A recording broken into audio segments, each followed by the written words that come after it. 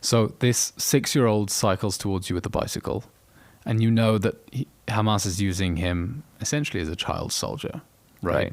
To scout out. Mm-hmm. What do you do? Well, first of all, you already know what's going on, so we're trying to either make him leave by yelling something, or maybe to see who sends him. It depends. If it's like a kid, you will ask him to leave, Sometimes they will send teenagers close to 18. That will be easier. You can actually go approach and speak with them. But basically, you don't have like a good solution to that. What else has Hamas done? There's been a lot of criticism of the way that Hamas has been fighting out of schools and homes and hospitals and mosques and tunnel entrances poking out in these civilian buildings. What did you see with your own eyes in Gaza? 2014, we had the humanitarian ceasefire. I was on the watch and I saw an ambulance. Back then, I didn't even had the idea what that means. I never knew that this ambulance is collaborating with Hamas. I just saw an ambulance. I said it over the radio. And then I saw from you have a narrow, high window, and you could see that the curtain is not closed all the way. So through the gap, I could see a stretcher with weapons, with metal, something made of metal and black on it. As soon as they opened the door, we're talking about like people with uniforms of the ambulance, right? As soon as they opened the door, they started to get bags, and I could see the edge of the weapon being brought out of an ambulance. Yeah, we have seen an extraordinary amount of damage to the infrastructure in the Gaza Strip. We've seen very high levels of casualties, and we can dispute Hamas's figures and what percentage were civilians. Many people have been killed. Right. How do you explain that? Well, first of all, we spoke about the humanitarian shield, the human shield. When they shoot from a home, someone's house, and you're trying to shoot back and you're trying to be as precise as you can, sometimes you can harm civilians. You don't even know that it's happening because they're shooting from civilians dressed up as civilians. Sometimes they will actually hurt themselves because they think that, if they think that someone is collaborating with IDF, he will be immediately executed. So I would say 3 reasons. First of one is the human shield method. Second reason will be the fact that they're hurting themselves. Third reasons, I'd say they're lying. For sure. I mean, who's accountable for these numbers? Who gave us the numbers? Hamas. Am I right?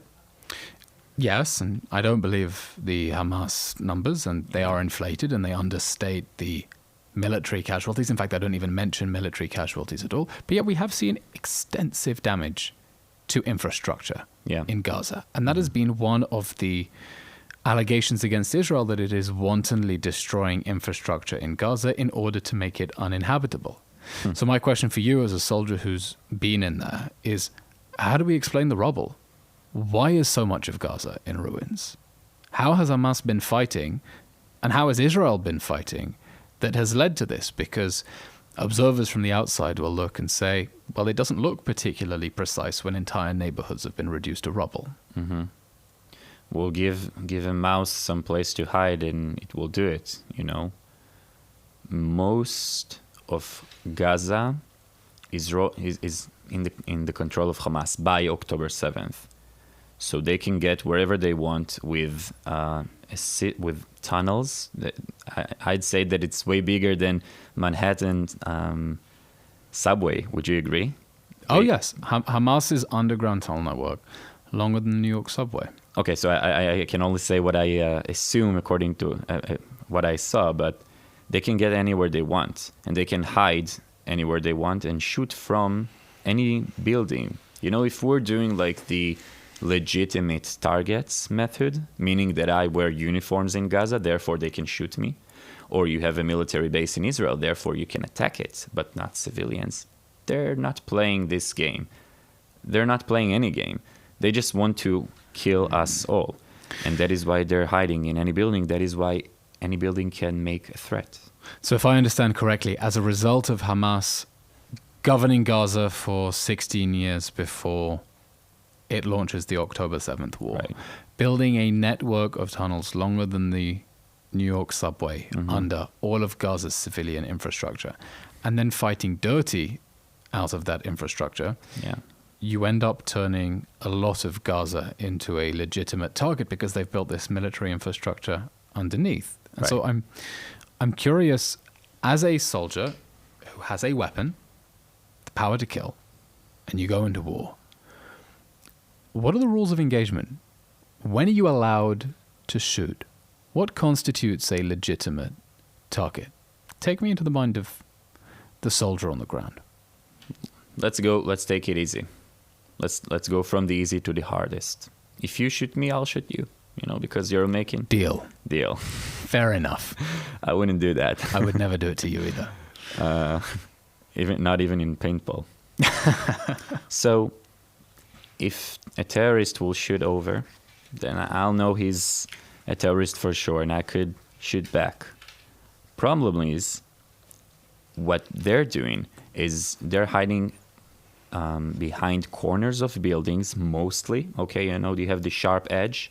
They will take their weapon. If this is the wall, they will take the weapon after the wall, shoot on automatic, and then they will pull back and run. Speaking of automatic, for the past 11 years I've been fighting Hamas.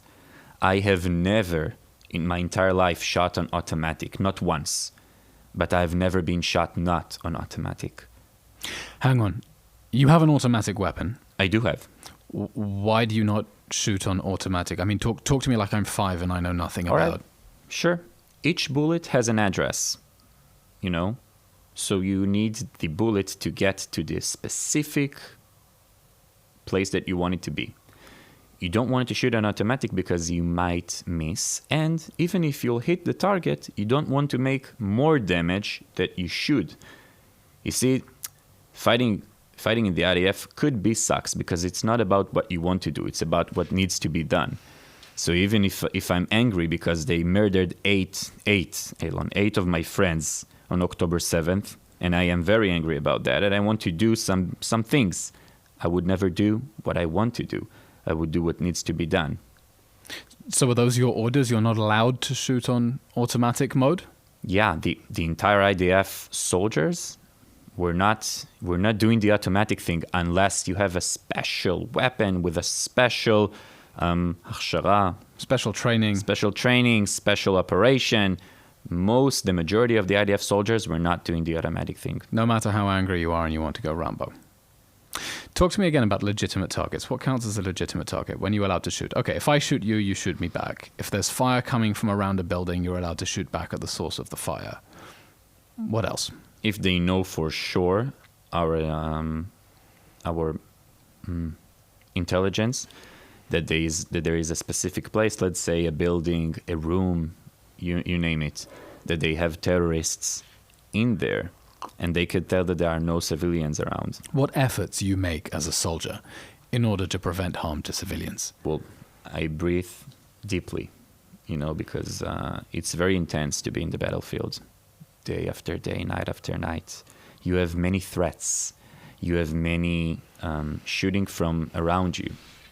If you get panicked and you'll shoot anywhere you're afraid from, any threats, then it won't be good.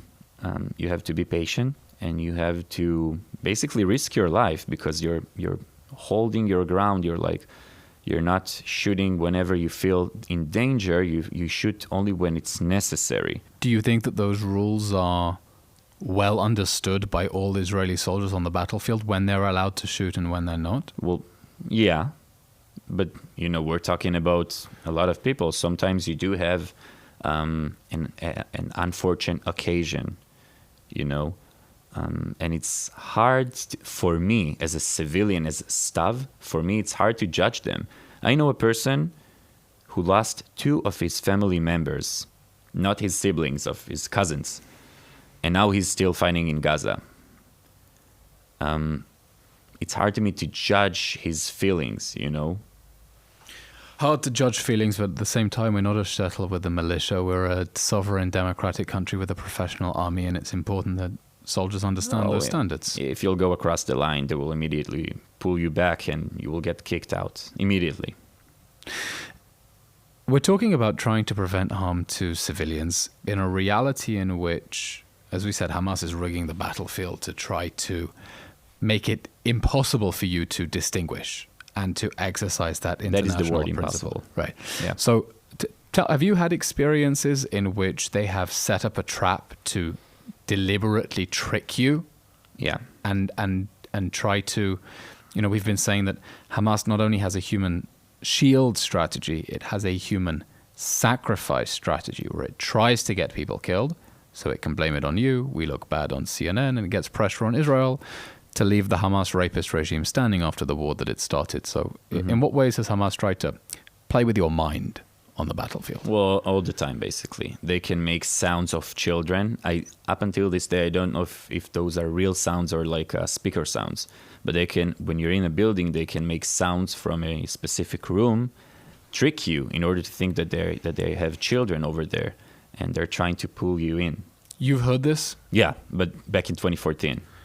Back in 2014, you heard children's voices, and you don't know whether these are real children, or you have Gaza. reason to think that Exactly, yeah. that this is on a speaker system. Right. Up until this day, I don't know what happened.